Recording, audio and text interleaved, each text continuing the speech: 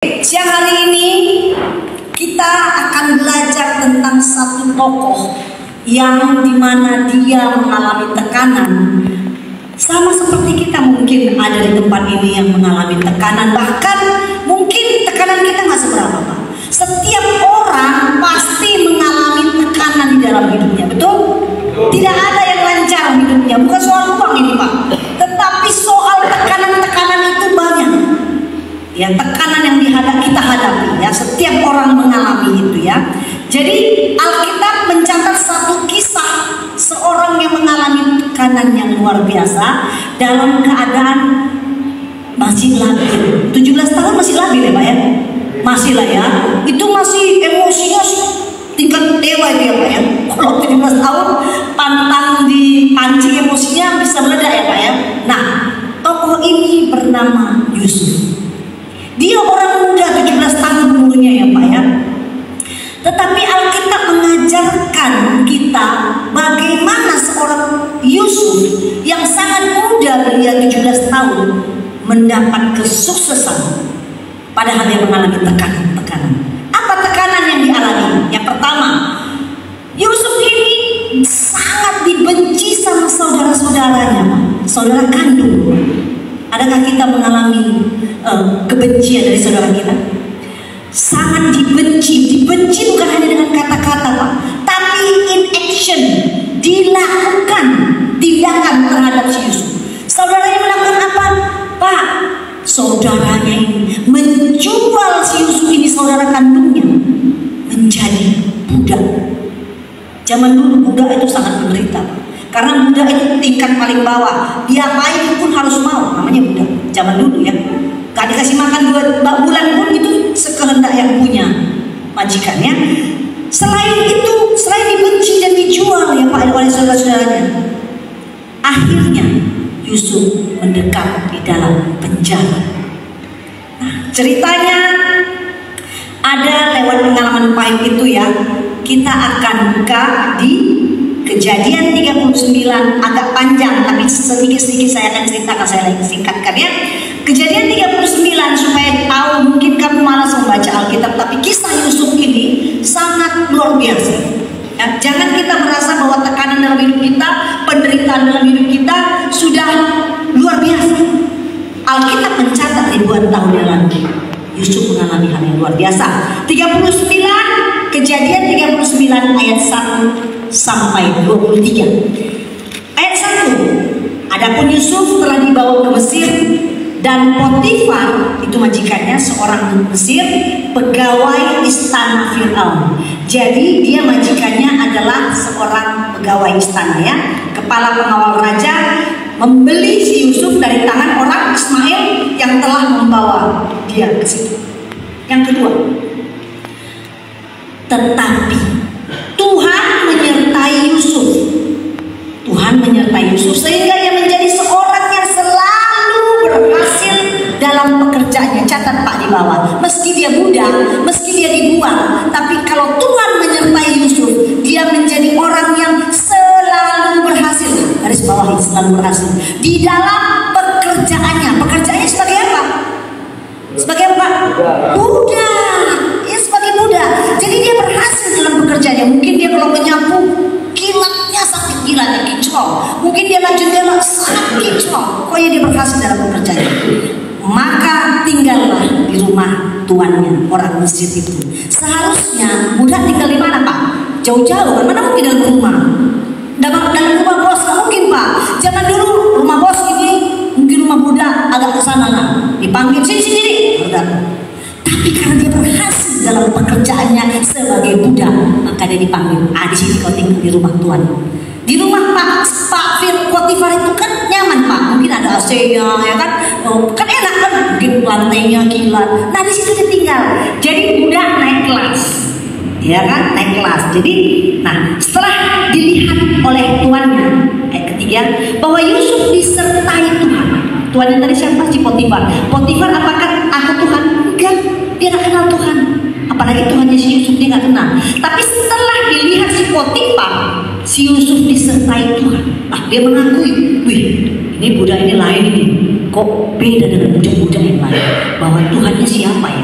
Nah, setelah dilihat oleh tuannya, maka bahwa Yusuf disertai Tuhan dan bahwa Tuhan membuat berhasil segala sesuatu yang dikerjakannya. Ayat 4, maka Yusuf mendapat kasih tuannya. Ya, mendapat kasih tuannya dan ia boleh melayani si Potifar. Kepada Yusuf diberikan kuasa. Wah, ini keren kan? Tadi budak kan? Budak yang berhasil mendapat promosi masuk rumah tuan. Kemudian bukan itu aja, dia diberikan kuasa, Pak. Berarti kepala ART nih, Pak ya. Kepala ya kan? Kepala itu pemerintah budak-budak yang lain gitu. Diberikan kuasa apa? Diberikan kuasa mana dari nomor 4? Diberikan kekuasaan atas rumahnya dan segala miliknya si tuan itu diserahkan kepada Yusuf. Lihat kalau kita disertai Tuhan, Pak. Jangan bilang kita sekalipun kita abal-abal, budak, tapi kalau Tuhan menyertai, Tuhan promosikan. Oke? Nah, dia mendapat kuasa, Pak, dan dia menguasai seluruh rumahnya, ya. Nah, ayat 5, sejak ia memberikan kuasa dalam rumahnya dan atas segala milik kepunyaannya kepada orang Mesir itu, kepada Yusuf, Tuhan memberkati rumah orang Mesir itu karena ada Yusuf, sehingga berkat Tuhan ada atas segala miliknya, baik di rumah maupun di ladang. Wow, si Potifar itu, Pak, tidak percaya namanya Tuhan, apalagi Tuhan si Yusuf. Tapi begitu dilihatnya, rumahnya jadi diberkati sejak datangnya si Yusuf. Ini biasanya orang Tionghoa, Pak. Biasanya ada apa namanya itu, ada kepercayaan ya, Pak ya. Kalau misalnya anak buahnya, oh ini memberi hoki ya, atau misalnya oh ini memberi hoki. Kalau dilihatnya kita memberikan hoki, makin banyak rezekinya, pasti sayang-sayang. Itu kalau biasanya kepercayaan orang Tionghoa.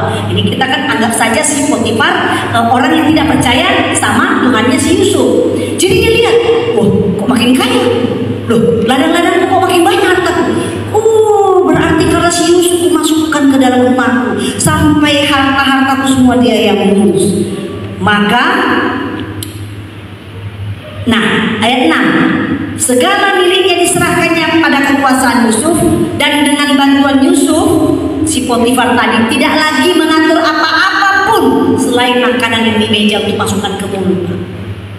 Jadi dia nggak ngatur apapun. Jadi bosnya itu hanya mengatur makanan kapan yang makan, ambil dari piring ke mulutnya, ya. Adapun Yusuf itu manis sikapnya. Nah ini catat. Adapun Yusuf itu manis sikapnya dan elok parasnya. Pak, orang yang mengalami penganiayaan oleh saudaranya, pengkhianatan sama saudaranya, dibuang jadi budak, dijual, kira-kira mental dari 17 tahun ya, mental yang tumbuh itu biasanya menjadi mental beringas ya Pak ya, pembangkang, pemberontak, pemarah, benar kan? Tapi, nah ini kunci suksesnya si Yusuf. Kita boleh mengalami penderitaan, penganiayaan, pengkhianatan, hantu blok, apapun namanya.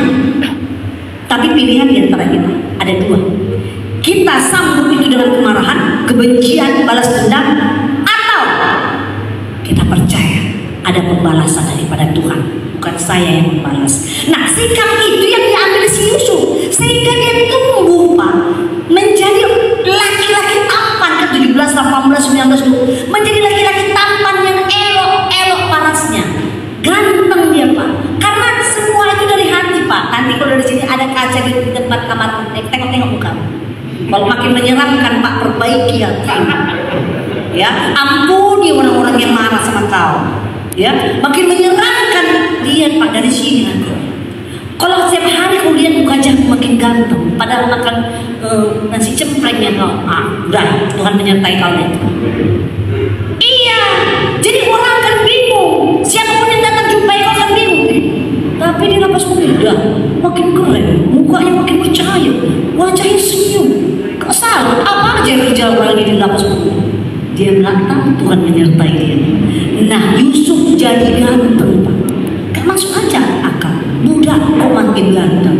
Perkara makanan oke lah, makanan membuat halus kulit. Tapi perkara ganteng, aura muka itu cantik apa jadi tampan itu dari sini, Pak. Hati. Ya, saya lanjutkan. Jadi catat ya, dia tidak mengambil langkah membenci saudaranya. Dia mengambil langkah mengampuni dan dia menjalani hidupnya. Ya. Nah, Biasanya kalau sudah kan nyaman ya Pak di rumah budak, kan dia nyaman ya Pak di rumah bosnya kan, makan aman lah, sama tidur teman-teman aman, terus makin ganteng. Nah, karena semua sudah diberikan kekuasaan sama bosnya, yang tidak diberikan kekuasaan tentunya istrinya lah. Mana mungkin itu istri milik bos, ya kan? Ya kan? Nah, saya tadi lupa sampaikan bahwa tema di awal ya, seharusnya di awal. Tema kita pada hari ini adalah mempertahankan iman. Ya, iman. Kalau kita lagi ibadah, lagi segala macam, lagi senang-senang, oke, saya cinta Tuhan. Tapi kalau dalam tekanan, dalam masalah, dalam penderitaan, ya, ini yang mau kita pelajari dari Yusuf. Ya, dia mempertahankan imannya ketika dia sakit hati sama saudaranya. Dia dijual sebagai budak, uang budak diambil saudara-saudaranya, mungkin makan BPK saudara-saudaranya, sementara dia menjadi budak. Nah, ya, ayat 7. Selang beberapa waktu istri tuannya memandang Yusuf dengan berahi, lalu katanya, marilah tidur dengan aku. Tetapi Yusuf menolak. Garis bawahi, seharusnya kalau dia hidup dalam keadaan manusia pada umumnya jarang seperti ini Pak. Dalam keadaan nyaman, dikasih kekuasaan, gampang tak berkhianat? Gampang, Tuhan yang gak ada. Keren lagi, ini istrinya si Potifar, mami Potifar ini keren kan? Dia pula yang ajak Pak. Jangan apa namanya, letakkan apa istilahnya kalau laki-laki apa itu namanya? Jangan sediakan apa istilahnya Pak? Langsung disetak lah kan gitu kan? Kan gitu, hah? Apa itu ya? Lihat nggak di sini nggak ada tempat yang lain maksudnya? Maksud saya gitu. Maksudnya jangan dikasih makanan di depan, kan nggak mungkin tengok-tengok aja, ya kan? Ya kan langsung diambil kan? Nah, yang diletakkan makanan bilang silakan makan saya. Itu tak perlu lagi dirayu kan? Yang penting dia yang ngajak, bukan salah saya. Banyaklah pembelaan kan? Nah ini, tetapi Yusuf menolak Pak. Menolak dan berkata kepada istri tuannya, dengan bantuanku, dikatanya, dengan bantuanku, tuanku itu tidak lagi mengatur apa-apa dalam rumah ini, dan dia telah menyerahkan segala miliknya kepada kekuasaanku, kata Yusuf. Bahkan di rumah ini si Potifar itu, bosnya itu tidak lebih besar kuasanya daripadaku, dan tidak ada yang diserahkannya kepadaku selain daripada engkau, hai perempuan, hai istri bosku. Sebab engkau istrinya. Bagaimanakah mungkin aku melakukan kejahatan yang besar ini dan berbuat dosa terhadap Allah? Lihat, dalam keadaan kesempatan, dalam kesempitan, dalam ada kesempatan yang besar, mempertahankan iman, itu yang diperlukan. Dunia ini menawarkan kesenangan dengan cara yang segala macam. Ya, dunia ini menawarkan. Suatu saat Pak, kita tidak terlepas dari keadaan yang dialami ini. Bukan soal perempuan, soal uang, soal apa saja. Misalnya, kau keluar dari sini, misalnya ditawarkan sama engkau, hai engkau Anto, ya, telah kulihat kau hebat, hati-hati terhadap ujian. Kulihat pekerjaanmu hebat, kau setia, kau jujur, cocoknya kau Pak, kau jadi menantu saya. Buat yang masih lajang, kau jadi menantu saya. Cuman karena kita tidak seiman, maka kaulah masuk kepada iman percayaku. Semua keperluanmu sampai kau punya anak, punya mobil, segala macam urusan saya. Karena saya suka karaktermu, kau jago, kau bisa mengurus perusahaanmu. Misalnya tawarannya seperti itu. Nah, diperlukan mempertahankan iman dalam hal ini. Satu contoh lain lagi, setelah kau keluar dari sini Pak, mungkin pekerjaan di luar adalah sebagai bos, gangster, entah apa. Sebentar lagi kau keluar, sudah ada hubungan dari depan telepon, Pak, bos, ketua. Sebentar lagi keluar ketua. Udah lama kali ketua di dalam, tak pernah ada tempat kami, tak ada selama ini bos kami. Ketua lah yang kami tunggu, karena ketua yang hebat yang bisa mengendalikan semua anggota kami. Ketua, pujian terus, pujian. Ketua yang hebat, ketua yang bisa memimpin ini perusahaan, memimpin apa kita ini? Oh, apa kita ini? Apa? lahan kita ini. Tidak ada yang berani dengan nama ketua aja orang sudah menggigit, pasar menggigit, gemetar. Jadi nggak ada pengganti ketua. Sampai leher ke atas. Terus kau dengan bilang, baiklah, tunggu saya ya. Padahal kau tahu setelah kau duduk sebagai ketua membunuh, merampok segala macam yang kau kerjakan. Mempertahankan iman, kau ambil atau kau cari yang bagus. Kalau kau ambil, maka kau menyalibkan Yesus kedua kali dalam hidupmu. Karena hari ini kau sudah dengar, kecuali kau tidak pernah dengar firman Tuhan, kecuali kau tidak pernah mendengar kabar baik bahwa keselamatan hanya daripada Tuhan. Nah, Yusuf mengalami tawaran. Dia bukan dalam keadaan budak ini luar sana yang pakaian compang-camping. Dia udah pakai budak pakai dasi, Pak. Pakai parfum, sansut, udah pakai parfum. Ditawarkan sama istri. Tentunya bahasanya begini. Gini aja so. Gampang lah soal laki itu. Tengoklah hartanya semua udah pegang semua. Udah tahu kok di mana ladangnya, di mana hasilnya segala macam udah tahu. Kita singkirkan aja, kita taruh situ potasium. Apa potasium? Apa itu racun? Kita taruh potasium kan kau yang ngurus makanannya. Kita kawin bos. Kita yang punya. Kau yang cocok jadi kau yang cocok jadi suamiku. Si Potifar itu udah jenggotan, udah tua, gak cocok lagi. Kau yang cocok. Macam lah kan? Kira-kira. Kalau jadi kita macam mana kan? Kemarin ada kan kasus yang saya jadi teringat itu kasus yang kemarin ya Pak ya, mengenai kasus seperti ini ya, luar biasa, nggak gampang. Tapi Pak, hidup ini cuma sebentar, paling lama 70 tahun itu udah rentah di dunia ini. Ya, selanjutnya di luar dunia maksudnya. Kalau kau ambil pilihan yang salah, maka ada ribuan tahun di luar dunia ini. Roh entah kemana-mana, roh selama-lamanya akan dibakar dan tidak ada pertobatan lagi. Kalau hari ini telinga mendengar, segera bertobat. Pilih yang bisa menyelamatkan kehidupan kita. Amin.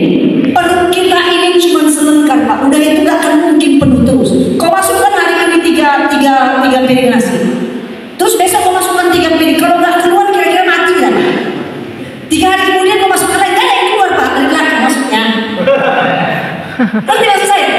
Berarti kan ada batasannya. Hari ini kita makan 3 piring pagi siang sore. Gak keluar. Besok kita makan pagi siang sore. Gak keluar juga Pak. Seminggu kau gitu. Nah kalau tempat. Ya? Artinya kita ini terbatas semua ini Pak, yang akhirnya akan menjadi barang rongsokan, tua renta Pak. Kemarin saya dengar Pak, aduh ngerinya, suami istri Pak di satu kota yang kecil namanya Bogor. Orang tua ini sudah mementaskan anak-anaknya berhasil, namun ternyata orang tua berdua suami istri. Orang tua ini bukan orang abal-abal, mereka bekerja yang sudah banting tulang membiayai anaknya untuk menjadi hebat. Setelah anaknya jadi, orang tua ini ada dalam rumah tidak pernah dikunjungi anak-anaknya berhasil. Akibatnya mati membusuk Pak. Ngeri. Jangan kau kira yang kau cari itu Pak untuk selama-lamanya. Tidak ada yang abadi di dunia ini, termasuk istrimu. Gak usah kau terus sayangkan sama istrimu.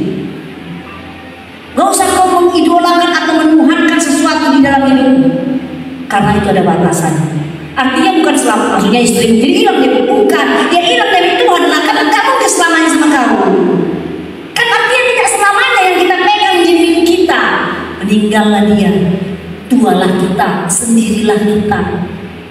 Kan gak mungkin aku di sini sampai 25 tahun kemudian aku masih melayani di sini di pelapas pemuda ini, dan kau masih di situ. Terus bentar-bentar semua kita. Oh Allah, ya. Si Johnny yang main itu begini-begini, masih muda tapi begini-begini. Benar Allah ada di dalam. Ya nggak janji lah. Ya kan, mau kau kayak gitu. Nanti kamu sudah gemetar-gemetar gitu baru nyanyi. Oh Allah ada di dalam. Tinggal.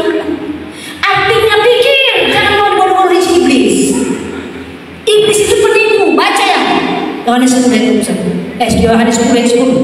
Penipu Pak, sebentar aja mau dibawa senang hatimu. Udah, nanti kamu tobat, masih ada waktu.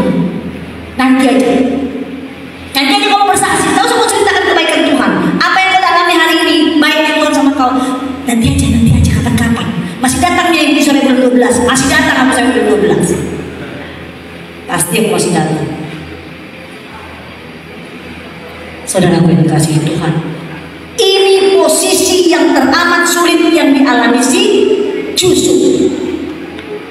Pilih, kau ambil istrinya, kau ikuti konspirasi istrinya. Ini namanya kalau ada undang-undang yang bisa mengarah kepada pembunuhan berencana kan gitu kan?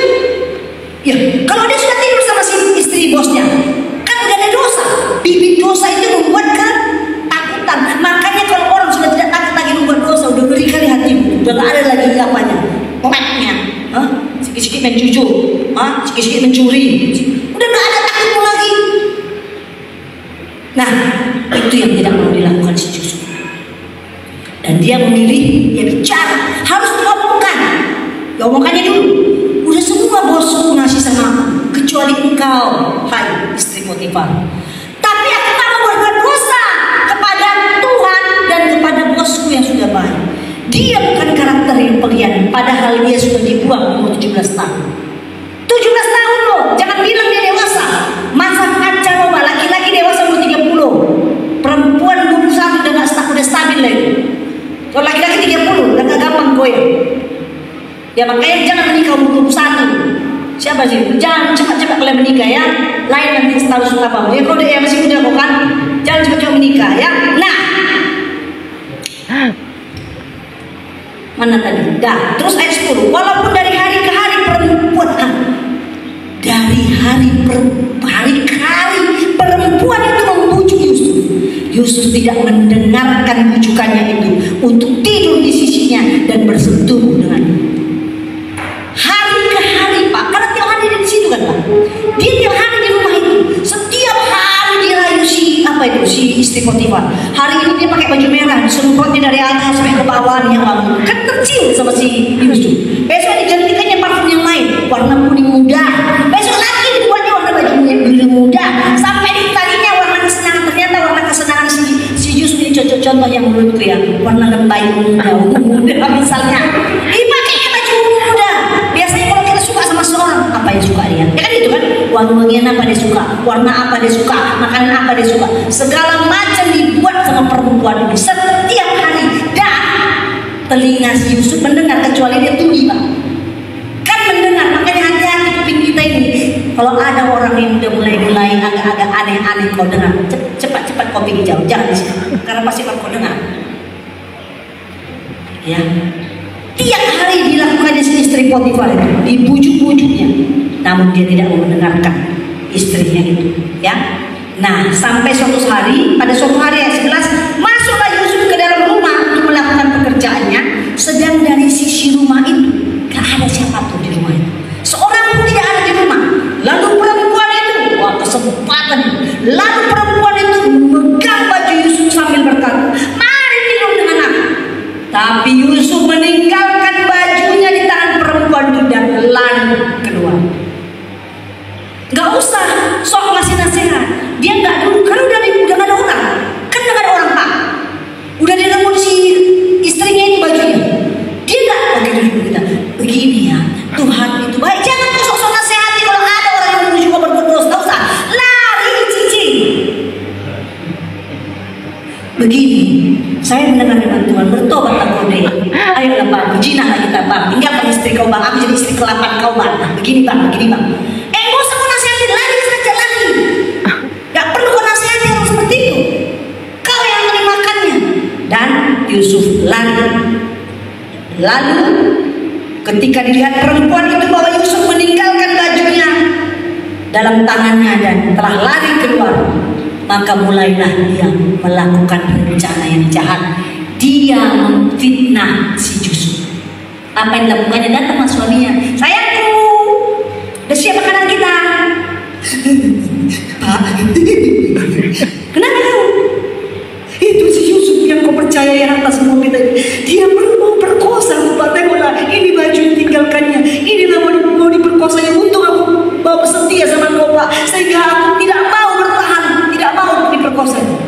balik ya. Ngeri kalau perempuan yang jauh, ngeri. Gak usah terlalu suka sama perempuan yang manis ini ya. Iya, ganteng kali kau bang. Gak pernah menjumpai laki-laki yang rambutnya ombak-ombak seperti kau. Lainnya keriting, yang ombak cuma kau. Gak usah kau sampai kayak gitu kali. Ya, terus karena kau misalnya di tempat lapas pemuda ini mungkin sudah 5 tahun. Kau harus ujian, tak ada yang puji kau. Tiba-tiba kau keluar, dapat pujian kau. Kaulah kata Ibu Roma itu yang disebutkan sebagai anugerah Tuhan. Ternyata kau yang datang adalah ada istrimu. Memang istrimu kumal. Orang gak kau kasih baju bagus, kumal lah. Enak aja kau bilang kumal. Kau udah mencari nafkah, kasih istrimu parfum, kasih istrimu baju, cantik dia. Kau lihat perempuan lain, dia mungkin jual diri sama yang lain, cantik lah dia. Kau lihat, kau bandingkan memang sesungguhnya cocok kalau tukar tambah emangnya. Kulihat dari pagi aku pergi sampai sore, gitu-gitu aja baju kau. Gak ada mulai muak baju kau. Pening kepala aku sampai aku di rumah pokoknya aku stres, makanya gak ada orang di rumah ini. Dalam hati aku memang sana aja lah. Sana aku stres hilang, wangi lagi. Siapa itu si Mona itu? Wangi, bersih baju, tahu dia berdandan, membuat hatiku senang, mulutnya pun manis, dipuji-pujinya. Kalau istriku, jangan kan dipuji. Berapa kamu dapat wanita? Beras kita gak ada pak, anak kita belum sekolah pak. Tiap hari aku mendengar begitu. Siapa suruh mau kawin? Tanggung jawab, mau kepala rumah tangga. Kenapa kau jadi rumah tangga? Ada lucu lihat laki-laki zaman sekarang. Gak mau dibebani biaya sekolah, beras-beras. Pak, perempuan itu bukan pencari nafkah. Perempuan itu diciptakan untuk menolong engkau, tulang rusuk. Berarti yang ditolong lebih, yang menolong kau itu kan berarti orang yang kau kuat cari makan. Bukan kau yang tidur, istri yang banting tulang, terus banyak kali tuntutan. Mau ini, mau itu kan gak cocok. Nah, jadi kembali ke Yesus ini, ya. Udah difitnah. Apa yang terjadi? Sekarang tanya dulu. Kalau ada seorang bos punya harta kekayaan itu, mana dipercayai? Apa budaknya itu, pegawainya atau istrinya? Istri. Pasti istrinya, ya kan? Termakanlah dusta, fitnah si Potifar. Kemudian yang mengakibatkan akhirnya, ini endingnya, masih banyak lagi perjalanan Yusuf. Saya hanya mau endingnya dia masuk penjara. Dia masuk penjara ya Pak, si Yusuf ini ya. Jadi Pak, dari kisah si Yusuf ini, apa yang kita ambil pelajaran? Karena yang dialami si Yusuf ini beda versi aja. Mungkin kita tidak, mungkin Bapak bilang, memang bodoh lah si Yusuf itu. Kalau aku jadi Yusuf itu, udah kuambil istrinya itu, kasih potasium si Potifar, kayak raya, gak susah sekali gitu. Aku udah jadi bos semua. Kalau kau bilang itu makanya gak tercatat namamu di situ. Gak ada yang mencatat namamu.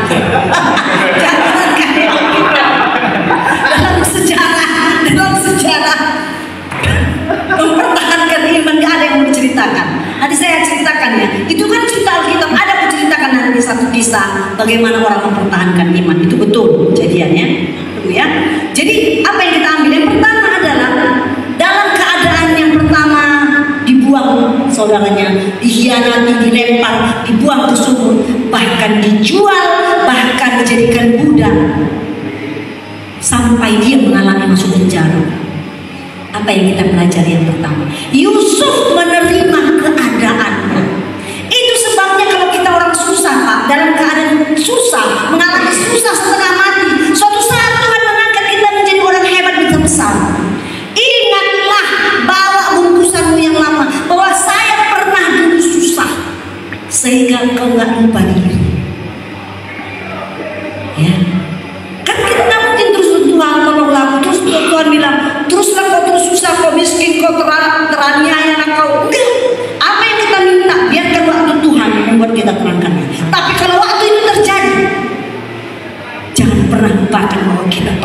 mengalami bagaimana namanya miskin, bagaimana namanya teraniaya, terhina, rendah, dilecehkan, dikhianati orang. Jangan pernah lupakan.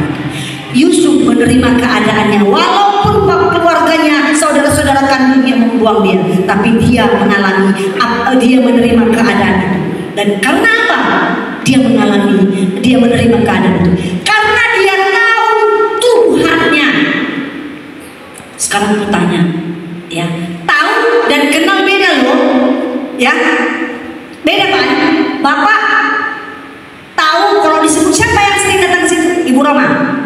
Ya, Ibu Roma. Aku tanya, Bapak kenal saya? Secara pribadi tidak. Bapak kenal saya? Apa yang Bapak kenal? Apa yang Bapak kenal saya? Gak kenal apa-apa. Ya udah kudu aja kau yang saya. Udah kau sembuh gak ada kau bilang. Abang cemananya. Kan gak mungkin kita curhat mengenai berdua baru kita sering ketemu. Bukan itu maksudnya. Seberapa kau kenal saya? Seberapa kau kenal saya? Walaupun sebulan sekali kita jumpa Bapak. Tahu Ibu Roma ini? Kan udah banyak kali kesaksian yang gue tahu. Apa yang kau kenal saya? Coba bayangin. Sekenal apa? Apa sebelumnya yang kau tahu tentang saya? Kerjaan saya apa? Nah, itu kan kenal. Yang kedua, itu berapa lama saya melayani di penjara? 14 tahun. Nanti sekali lagi ditanya mau nggak tahu apa sekolah ya? Nah, apalagi yang kau kenal tentang saya? Terus kau tahu saya? Sosok saya. Kau salah pengguna pribadi saya. Sosok saya. Kalau ditanya orang yang kayak mana ini nama gue? Tinggi besar. Salah tahu kan? Tinggi besar. Langsung tinggi. Salah. Minimal kau tahu. Oh, nama itu kecil, pendek, kecil kali ya. Setidaknya itu yang kau tahu. Tapi itulah yang dialami si Yusuf. Dia kenal siapa Tuhannya. Gak mungkin orang bertahan kalau orang gak kenal. Benar? Gak ada itu bertahan. Udah. Ini dari titik terendah ini si Yusuf ya kan? Tapi dia masih bertahan. Bahkan titik terendah dia masuk penjara atau menerima tawaran kenikmatan bersama istri bosnya. Kalau dia tidak kenal Tuhannya, dia pasti makan istri bos. Benar? Tapi dia kenal siapa Tuhan. Pertanyaan, seberapa banyak kau mengenal? Seberapa dalam kau mengenal Tuhan? Yang kau sembah, yang kau puji, yang kau doakan. Seberapa banyak? Pak, seperti Bapak ini bilang, saya memang selalu semangat kalau datang melayani, meski jauhnya kemarin. Saya datang kemari, saya jam 8 pagi sudah pergi. Tapi gak pernah saya merasa, malas sekali. Gak. Karena saya tahu, saya datang kemari, karena saya sudah menerima begitu banyak dari Tuhan saya, Pak. Dari Tuhan saya, Pak. Makanya kata Bapak ini, bahwa Tuhan yang membalaskan kami gak bisa membalas. Saya gak minta balasan darimu. Ku dengar aja kau bersaksi apa memuji Tuhan. Ku dengar aja kau mengalami hal-hal yang luar biasa bersama Tuhan di tempat ini. Itu menjadi kekenyangan buat saya. Kalau kau tidak mengalami apa-apa, tidak mengalami apa-apa di tempat ini, sebulan sekali saya datang, kau tidak bisa berdoa, kau tidak bisa nyanyi, kau tidak memuji Tuhan. Wah, saya bertanya, Tuhan, apakah aku harus ganti lapas? Nah, kan ya gitulah pertanyaannya. Ya, apakah harus pindah ke lapas yang lain? Karena ada firman Tuhan, ketika kau ditolak, kebaskan kaki dari itu. Ngerti maksudnya? Kalau kau masuk ke satu tempat, kau tidak diterima, tidak ditolak, lepaskan kaki dari dirimu, bersihkan, pergi tempat yang lain. Oke? Nah, saudaraku yang dikasih Tuhan, ya, jadi karena dia mengenal Tuhannya, sehingga dia menerima dengan penuh penerimaan keadaan kenyataan hidup yang begitu pahit sekalipun. Dia terima karena dia tahu tak mungkin seterusnya pahit. Dia tahu Tuhannya bukan Tuhan yang penuh dengan penekanan penderitaan. Enggak seperti bola kau lempar kecil, bola kan kau buat aja gini, kalau pelan kau buat Pak, masih naik segini kan. Tapi kalau kau kencang kau banting, naiknya tinggi Pak. Makin besar penderitaan, makin sulit hidupmu, tapi kau tetap bertahan dalam iman. Kau tengok perbuatan Tuhan luar biasa rasanya. Pertahankan imanmu Pak. Apa yang terjadi? Ini sudah kenyataan. Yusuf dinaikkan Tuhan jadi kepala rumah tangga atas bosnya. Ya, yang kedua, mempertahankan penuh dengan kesabaran, Pak.